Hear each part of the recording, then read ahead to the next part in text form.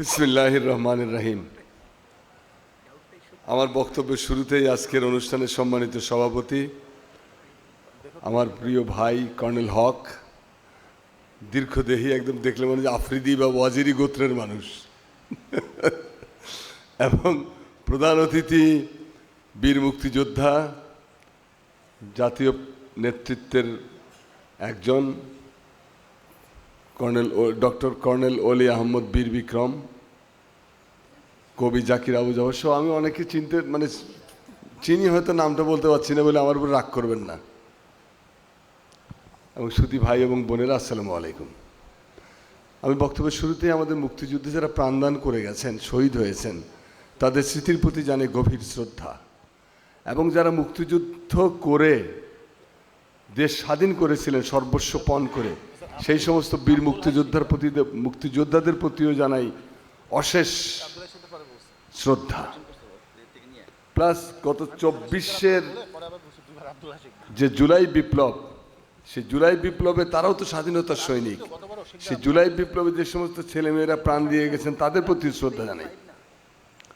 এটা একটা পরম গৌরবের দিন আজ আমাদের, কারণ আমাদের হাজার হাজার বছরের ইতিহাসে 26শে মার্চের মতো এরকম তাৎপর্যময় দিন খুব বেশি নেই। আর বক্তব্যের শুরুতে আরেকটা কথা বলতে চাই, আমি বেশিক্ষণ কয় মিনিট সময় পাবো ভাই? কয় মিনিট সময় দেবেন? আচ্ছা, ঠিক, ওই 10 মিনিট হয়ে যাবে। আমাদের সাবকন্টিনেন্টে মানে উপমহাদেশে দুজন মানুষ স্বাধীনতার ঘোষণা করেছিলেন। একজন 1922 সালে, আর একজন 1971 সালে। এবং আশ্চর্যের বিষয়, দুজনই সেনাবাহিনী থেকে বেরিয়ে এসেছিলেন। 1922 সালে ভারতবর্ষের পূর্ণাঙ্গ স্বাধীনতার ঘোষণা যিনি করেছিলেন তিনি আমাদের আজকের জাতীয় কবি কাজী নজরুল ইসলাম। এবং কাজী নজরুল ইসলামের গানের যিনি শিল্পী ছিলেন, যার মায়ের নাম ছিল জাহানারা বেগম, যিনি কলকাতা বেতারে সেই সময় অবিভক্ত মানে ব্রিটিশ ইন্ডিয়ায় কলকাতা বেতারে নজরুল সঙ্গীত গাইতেন, সেই জাহানারা বেগমের পুত্র জিয়াউর রহমান, মেজর জিয়াউর রহমান 1971 সালে স্বাধীনতার ঘোষণা করেন। দুজনই সেনাবাহিনী থেকে বেরিয়ে আসছিলেন। এটা একটা বিস্ময়কর ব্যাপার যে একজন কবি আর একজন সত্যিকারের সোলজার, এই দুজনের প্রতি আজকে শ্রদ্ধা জানাই। কারণ দুজনের ত্যাগ তিতিক্ষার ভেতর দিয়েই তো আমরা বড় হয়েছি। আমাদের মুক্তিযুদ্ধের সূচনা বিন্দু আমরা ধরা হয় যে 52 সালে ভাষা আন্দোলন থেকে শুরু হয়েছিল, আসলে কিন্তু ব্যাপারটা তা না। আমরা তো মুক্তিযুদ্ধ শুরু করেছিলাম সে সেনদের আমলে। সেন রাজারা যখন বাংলা দখল করলো পালদের কাছ থেকে, সেই সময় সেনরা কতগুলো বিধান জারি করেছিল। তার একটা বিধান ছিল অষ্টাদশ পুরাণানি রামস্য চরিতানি চ ভাষায়ং মানব শ্রুতা রৌরবং নরকং ব্রজেত।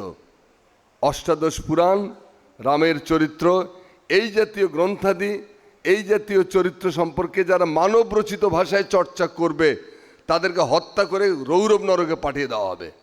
অর্থাৎ বাংলা ভাষা নিষিদ্ধ করে দেওয়া হলো, ব্যান করে দেওয়া হলো। বাংলা ভাষা ব্যান করে হাজার হাজার মানুষকে হত্যা করা হয়েছে শুধু বাংলায় কথা বলার অপরাধে। এই সেন রাজারা বৌদ্ধ, যেহেতু জনগণ ছিল বৌদ্ধদের বধ করা ছিল মহাপুণ্যের কাজ। ব্রাহ্মণরা বিধান দিয়েছিল বৌদ্ধ হত্যা করো। বৌদ্ধদের হত্যা করতে গিয়ে পাহাড়পুর বৌদ্ধ বিহার, এত পৃথিবীর বৃহত্তম বৌদ্ধ বিহার, এটাকে গুড়িয়ে দিয়েছিল সেনরা। তারপরে লালমাই, ময়নামতি, রামপাল, এই সমস্ত বৌদ্ধ বিহারগুলো গুড়িয়ে দেওয়া হয়েছিল। এই বৌদ্ধ বিহারগুলো ছিল জ্ঞান চর্চার কেন্দ্র।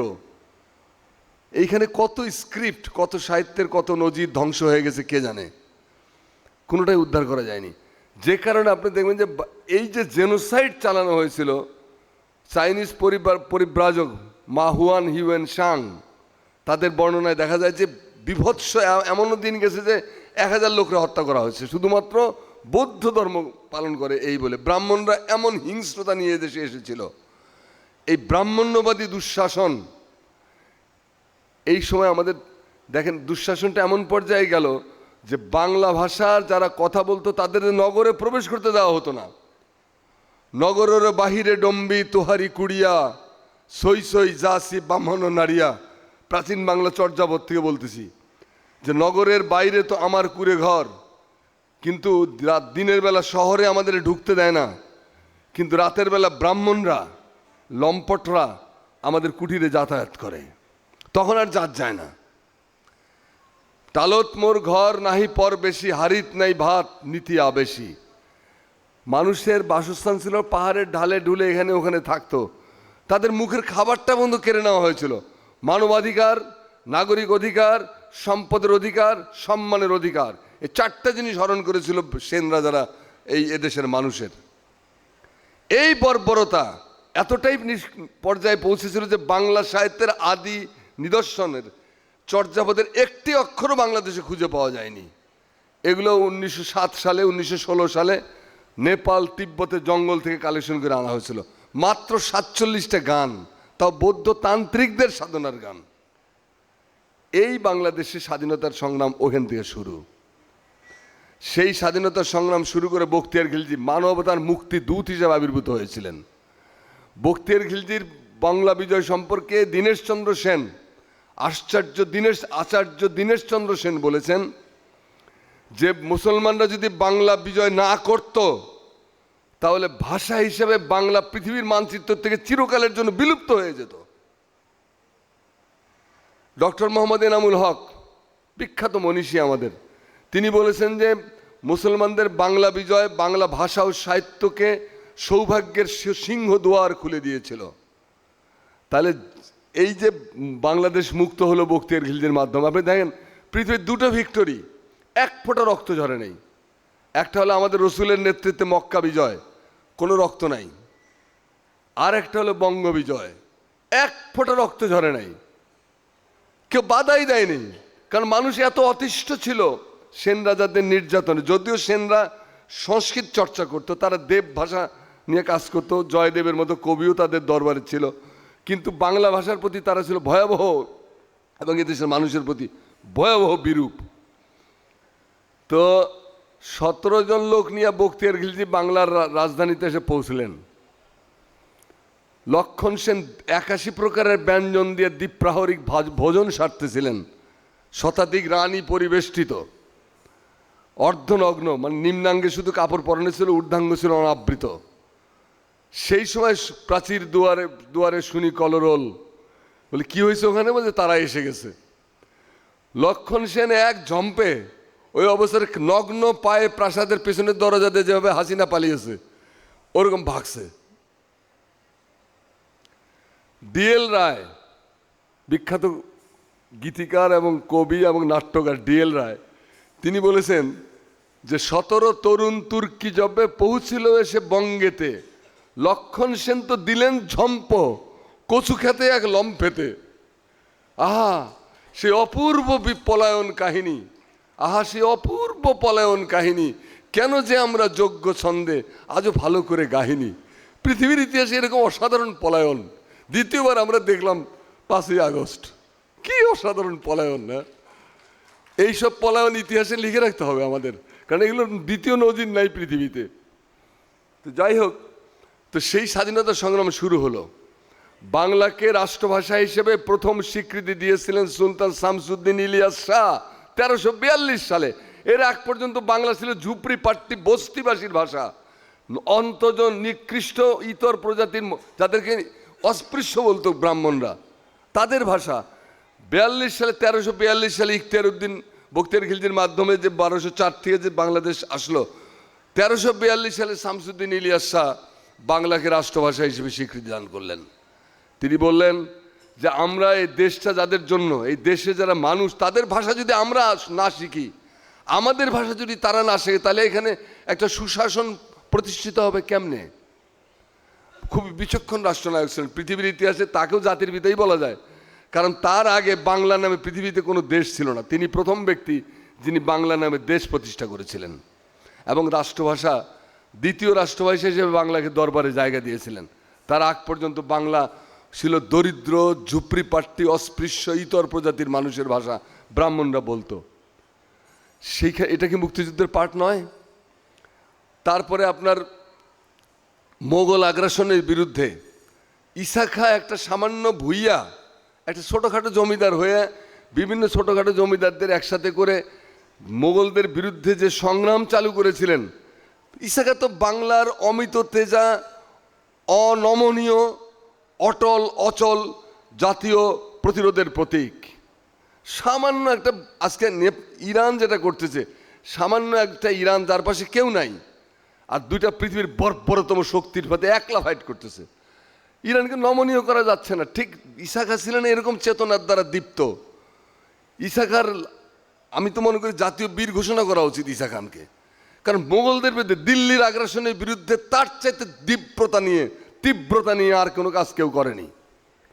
তো তিনি আমাদের স্বাধীনতা সংগ্রামের একজন নায়ক। তারপরে নবাব সিরাজউদ্দৌলা পলাশির প্রান্তরে মাতৃভূমির স্বাধীনতার জন্য অকাতরে বুকের রক্ত ঢেলে দিলেন। হাজার হাজার সৈন্য পলাশির প্রান্তরে পুতুলের মতো দাঁড়িয়ে রইল, আর পরাজয় পেছন থেকে সে জাতির ললাটে কলঙ্কের কালিমা লেপন করে দিয়ে গেল। নিজে তিনি জানতেন, সিরাজউদ্দৌলা বলেছেন যে আমি যদি চাইতাম প্রমোদের তরিতে ভাসতেও পারতাম, ডুবতেও পারতাম, কিছুই হতো না, কিন্তু আমি ইংরেজদের সেই সুযোগ দেই নেই। ইংরেজরা যা চেয়েছিল সেটা আমি দেইনি বলে তো আজকে আমার এই লাঞ্ছনা। সেই সিরাজউদ্দৌলার বুকের রক্ত কি বৃথা যাবে? আমরা কি সেখান থেকে সেই রক্ত থেকে উঠে আসিনি? তারপরে ফকির মজনু স্যার একটা জীবন তো রাস্তায় রাস্তায় ব্যয় হয়ে গেছে, সারাটা জীবন পথে পথে ব্যয় করেছেন। নওগাঁর ওখানে একটা জায়গা আছে ফকিরমারা গ্রামটার নাম, এখানে ফকিরদের সাথে ব্রিটিশদের তীব্র যুদ্ধ হয়েছিল। ফকিরমারা একডালা দুর্গ নওগাঁতে আছে। তো সেই মজনু স্যার কথা আমরা তো ভুলে গেছি, স্বাধীনতা সংগ্রামী তিনি নন? তিতুমির মাত্র 500-600 অনুসারী নিয়ে তিনি নারকেল বেরিয়ে গ্রামে একটা বাঁশ দিয়ে একটা কেল্লা বানালেন। এই কেল্লা দিয়ে ব্রিটিশদের মোকাবেলা করবেন। তিনি কি জানতেন না তার পরিণতি কি হতে পারে? তিনি জানতেন। কারবালার প্রান্তরে হোসেন সারা পৃথিবীর সর্বশ্রেষ্ঠ বিপ্লবী, হোসেন কি জানতেন না তার পরিণতি কি হতে পারে? 70 জন অনুসারী, তার মধ্যে 40 জন নারী, মাত্র 30 জন যোদ্ধা নিয়ে তিনি ইয়েজিদের বাহিনীর বিরুদ্ধে রুখে দাঁড়ালেন। কারণ কি? কারণ হলো ন্যায় প্রতিষ্ঠা, কারণ হলো নৈতিকতা, নীতি, সত্য প্রতিষ্ঠা। এই জন্য মৌলানা মোহাম্মদ আলী জহর বলেছেন যে কাতলে হোসেন আসলে মর্গে ইয়াজিদ হয়, ইসলাম জিন্দা হতা হয় হর কারবালা কে বাদ। যে হোসেনের মৃত্যু নয়, কারবালা তো হোসেন মরেনি, আসলে মারা গেছে ইয়াজিদ। আর ইসলাম এই কারবালার রক্ত থেকে বারবার উঠে আসে, নতুন রূপে ফিরে আসে। তিতুমির ছিলেন একেবারে ইমাম হোসেনের সঠিক ফলোয়ার। তিনি নিজেকে স্যাক্রিফাইস করে দিয়েছিলেন, দৃষ্টান্ত স্থাপন করতে চেয়েছিলেন জাতির সামনে যে রুখে দাঁড়াও, মোকাবেলার পথ ছাড়া আমাদের বাঁচার রাস্তা নাই। তোষামত করে কত দূর? হাজী শরীয়তুল্লাহ 3টা PhD ডিগ্রি নিয়ে তিনি আল আজহার বিশ্ববিদ্যালয়তে দেশে ফিরলেন। দেশে ফিরে তিনি কি করলেন? তাকে ডেপুটি ম্যাজিস্ট্রেটের চাকরি অফার করা হলো, ডিস্ট্রিক্ট ম্যাজিস্ট্রেটের চাকরি অফার করা হলো, ব্রিটিশরা করলো। তিনি এগুলো কিছুই নিলেন না, না নিয়ে নেমে গেলেন পৃথিবীর পথে। এবং কি মুভমেন্ট দাঁড় করালেন যে একটা ধর্ম বিপ্লব থেকে শুরু করে একটা ধর্মীয় প্রপাগান্ডা দিয়ে শুরু করেছিলেন তিনি, যে যা কিছু ফরজ তার বাইরে যাওয়া যাবে না। কিন্তু এইটা আস্তে আস্তে তার পুত্র দুদু মিয়ার মাধ্যমে সামাজিক বিপ্লবে রূপান্তরিত হলো, বিশাল বিপ্লবে। 80,000 দুদু মিয়া সাহেবের 80,000 সৈন্য সংখ্যা ছিল। তিনি টাকশাল প্রবর্তন করেছিলেন বাহাদুরপুর গ্রামে, তিনি বিচারালয় স্থাপন করেছিলেন, নিজস্ব বাহিনীর পতাকা পর্যন্ত ছিল তার। সেই দুদু মিয়ার কথা কি আমরা মনে করি তিনি কি বীর স্বাধীনতা সংগ্রামী নন? তাকে তো স্মরণ করতে আমার বিচ্ছিন্ন কোনো ঘটনা তো নয়। আমাদের 25-26 মার্চটা তো একটা ধারাবাহিকতার ফসল। তারপরে আপনার শেরে বাংলা, যে শেরে বাংলার জন্ম না হলে আমরা বাঙালি মুসলিম শিক্ষিত মধ্যবিত্ত সম্প্রদায়ের জন্ম হতো না। Sher-e Bangla is the founder father of Bangali Muslim middle class, educated middle ক্লাসের। এই লোকটা প্রজাস্বত্ব আইন যদি না করতেন, তিনি যদি জমিদার উচ্ছেদ না করতেন, তিনি যদি আপনার ঋণ সালিসি বোর্ড না করতেন, তো বাঙালি মুসলমান কৃষকরা তো মারাই যেত, একদিন থাকতো না পৃথিবীতে কেউ। এই মানুষটা কি আমাদের স্বাধীনতা সংগ্রামের নায়ক নন? হোসেন শহীদ সরওয়ার্দী স্বাধীনতা সংগ্রামের নায়ক নন, গণতন্ত্রের জন্য তার যে ত্যাগ, তার যে সংগ্রাম। মজলুম জননেতা মৌলানা আব্দুল হামিদ খান ভাসানী, 1000টা স্যালুট। কারণ তিনি সেই 56 সালে বলছিলেন আসসালামু আলাইকুম, যে পাকিস্তানিদের সাথে আমাদের থাকা চলবে না, লাকুম দিনুকুম ওয়ালিয়াদ দিন। 56 সালে বলে দিয়েছিলেন একটা মানুষ। তারপরে রাজনীতিকে জমিদার, নবাব, নাইটদের প্রাসাদ থেকে উদ্ধার করে জনগণের দরজা পর্যন্ত পৌঁছে দিয়েছিলেন এই মানুষটা। সাধারণ মানুষকে রাজনীতি সচেতন করার ক্ষেত্রে এদেশের সমাজতান্ত্রিক মুভমেন্টটা হলো না। যদি হতো তাহলে মৌলানা ভাসানী তো আমাদের সবার উপরে থাকতেন, জায়গায় সবার উপরে। তো সেই মৌলানা ভাসানী কি স্বাধীনতা সংগ্রামী নন? 69 গণ আন্দোলন না হলে শেখ মুজিব কোত্থেকে আসতো? 69 গণ আন্দোলনের নায়ক কে? মৌলানা আব্দুল হামিদ খান ভাসানী। কাকমারি সম্মেলন যেন আমাদের স্বাধীনতার মাইল ফলক, 69 গণ আন্দোলন আমাদের স্বাধীনতার মাইল ফলক। এই 69 গণ আন্দোলনের পরের দিন মাঠ ছেড়ে দিলেন শেখ মুজিবকে। বামপন্থীরা নকশালবাড়ির আন্দোলনের ঢেউয়ে রোমান্টিক বিপ্লব করব, অতএব তারা ওপেন সংগঠন বাদ দিয়ে সব মতিন ভাই, আলাউদ্দিন, দেবেন শিকদার, এরা তোহা, মোহাম্মদ তোহা সব আন্ডারগ্রাউন্ডে ঢুকে গেলেন। মৌলানা তাদেরকে বললেন যে দেখো, পাগলামি করো না, ইলেকশনে যাও, দেশ কিন্তু স্বাধীন হবে। মৌলানার কথা তারা শোনেন নাই, না শুনে আন্ডারগ্রাউন্ডে গেলেন, বিপ্লব করব, গ্রাম থেকে এসে শহর দখল করবে। মৌলানা শেখ মুজিবকে সমর্থন দিয়ে দিলেন, নিজে ইলেকশনে করলেন না। করলে তো 50টা সিট হলে মৌলানা ভাসানী পেতেন। 50টা সিটও তিনি নিতে চান যে শেখ মুজিব নিরঙ্কুশ সংখ্যাগরিষ্ঠতা পেয়ে যাক। এক্স্যাক্টলি তাই হলো। বিপুল সংখ্যাগরিষ্ঠতা নিয়ে শেখ মুজিব ক্ষমতায় মানে বিজয় লাভ করলেন ইলেকশনে। কি হতো শেখ মুজিবের কাছে ক্ষমতা হস্তান্তর করলে? কিন্তু ওই যে পাকিস্তান, গণতন্ত্র, মানবাধিকার আর ন্যায়ের শাসন, এগুলো তো অনুপস্থিত। অতএব গায়ের জোর দিয়ে তারা সব কিছু দমন করতে চাইলেন। কিন্তু ক্রাইসিস পিরিয়ড যখন আসলো 25শে মার্চ, এখানে অলিভারের সামনে দাঁড়ায় কথা বলতে ভয় লাগতেছে এখন, কারণ এখন এটা অলিভার সাবজেক্ট। 25শে মার্চের রাত্রে দুজন নেতা, একজন জনগণের ভোটে নির্বাচিত দেশের সবচেয়ে জনপ্রিয়তম নেতা শেখ মুজিবুর রহমান, আর একজন এক অখ্যাত মেজর জিয়াউর রহমান, দুজন দুই রকম ভূমিকা পালন করলেন। একজন সুটকেস গুছিয়ে বসে থাকলেন সারেন্ডার করার জন্য, আরেকজন ক্যান্টনমেন্টে স্ত্রী পুত্রকে অরক্ষিত অবস্থায় ফেলে রেখে যে বলেন উই রিভোল্ট।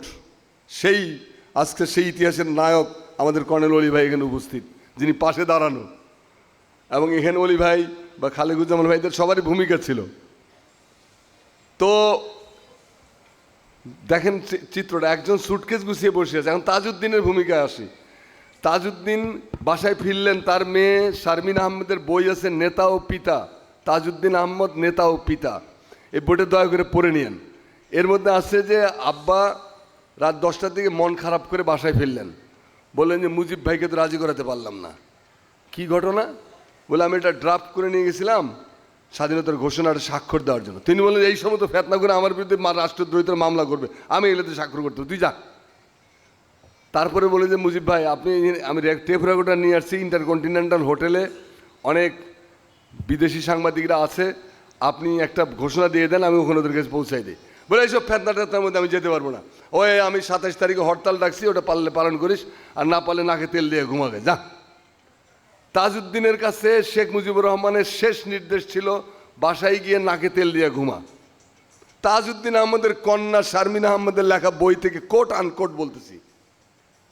আরেকজন তাজউদ্দিন আহমদ লিখছেন তারপরে যে আমি যখন কলাকুপা বান্দুরা দিয়ে ইন্ডিয়ার দিকে যাত্রা করলাম, তখন আমাকে একজন রেডিও এনে দিল যে একজন মেজর স্বাধীনতার ঘোষণা করছে। আমি স্বাধীনতার ঘোষণা, আমার সারা শরীর রোমাঞ্চিত হয়ে উঠল। তাজউদ্দিন আহমদ বললেন যে আমার সারা শরীরে বিদ্যুৎ স্ফুলিঙ্গ বয়ে গেল, আমাদের আর্মি নেমে গেছে, আর কোনো ভয় নাই। তিনি যেহেতু পরবর্তীকালে মুক্তিযুদ্ধের নেতৃত্ব দেবেন, তিনি বলেন যে আর কোনো ভয় নেই। এবং দেখেন তেলিয়াপাড়াতে সিদ্ধান্ত, স্বাধীনতা ঘোষণার পরে তেলিয়াপাড়াতে মিটিং হলো, সব তেলিয়াপাড়ার সব মেজর সাহেব যারা স্বাধীনতার সাথে যুক্ত ছিলেন পরবর্তীকালে বা ওই সময়, তারা সবাই একসাথে হলেন জেনারেল ওসমানীর নেতৃত্বে। সেইখান থেকে আলটিমেটাম দেওয়া হলো যে অবিলম্বে বেসরকারি গভর্নমেন্ট ফর্ম করেন, না করলে কিন্তু আমরা নিজেরাই গভর্নমেন্ট ফর্ম করে যুদ্ধ চালায় যাব। আর্মি, দ্যাট ওয়াজ আর্মি সেদিন হুমকি দেওয়ার পরে তারপরে সেনা এরা মুজিবনগর তড়িঘড়ি করে তাজউদ্দিন সাহেব মুজিবনগর সরকার গঠন করলেন এবং 10 তারিখ এপ্রিলের 10 আর 17 এপ্রিল মুজিবনগর সরকার গঠিত হলো, ঘোষণাপত্র হয়ে গেল। দেখেন জিয়াউর রহমান কিন্তু নিজেকে দেশের প্রথম প্রেসিডেন্ট ঘোষণা করেছিলেন, এইটা কিন্তু কন্ডেম করে নাই তাজউদ্দিন বরং তার ঘোষণাকে মাথায় নিয়ে একটা বেসরকারি গভর্নমেন্ট ফর্ম করলেন। তাহলে তাজউদ্দিনের সামনে দুটো পথ ছিল, একটা ছিল তার নেতার নির্দেশ নাকে তেল দিয়ে ঘুমানো, আরেকটা ছিল জিয়াউর রহমানের পথ, স্বাধীনতার ঘোষণা করলাম। তাজউদ্দিন আহমদ কিন্তু জিয়াউর রহমানের পথকে বেছে নিয়েছিলেন। তাহলে বাংলাদেশের স্বাধীন বাংলাদেশের প্রথম প্রেসিডেন্ট জিয়াউর রহমান, অন্তপক্ষে 26শে মার্চ থেকে 17 এপ্রিল পর্যন্ত তিনি বাংলাদেশের প্রেসিডেন্ট ছিলেন। এটা তো মিথ্যা না, এটা তো ইতিহাস। তাজউদ্দিন তো কন্ডেম করেননি জিয়াউর রহমানকে, নাকচও করেন নাই। তো এই জিনিসগুলো আনটোল্ড রয়ে গেছে। আরেকটা জিনিস আনটোল্ড রয়ে গেছে যে আপনার 16ই ডিসেম্বরে কর্নেল আমাদের জেনারেল সর্বাধিনায়ক জেনারেল ওসমানীকে উপস্থিত হতে দেওয়া হয়নি কেন? এই প্রশ্ন আমরা এখনো তুলি নাই কেন? আমরা নানান গল্প বলি যে তিনি ভয় পাচ্ছিলেন। জাফরুল্লাহ চৌধুরীর বই, ডক্টর জাফরুল্লাহ চৌধুরী তার ব্যক্তিগত চিকিৎসক ছিলেন, হেলিকপ্টারে ছিলেন, তুরা থেকে উড়ে আসতেছিলেন, সেইখানে হেলিকপ্টারে সিলেটের এখানে গোলাগুলি করে হেলিকপ্টারে ফুয়েল ট্যাঙ্কি ফুটো করে দেওয়া হলো, ক্রাশ ল্যান্ডিং করে জেনারেল ওসমানী বেঁচে গেলেন। তার সঙ্গে সেই সময় শেখ মুজিবের ছেলে শেখ কামাল ছিলেন, তার সঙ্গে ছিলেন আমাদের ডক্টর জাফরুল্লাহ চৌধুরী। কেন জেনারেল ওসমানীকে মুক্তিযুদ্ধের আত্মসমর্পণ অনুষ্ঠানে উপস্থিত থাকতে দেওয়া হয় নাই? আরেকটা হলো যে ভারতকে কে বলছিল যে তুমি যুদ্ধে নেমে যাও? কেউ তো ভারতের পা ধরে নাই। জেনারেল ওসমানীর প্ল্যান ছিল, অলি ভাই বলতে পারবে, একটা লম্বা প্ল্যান ছিল যে আমরা জনযুদ্ধের রূপ দেবো পুরো বিষয়টা।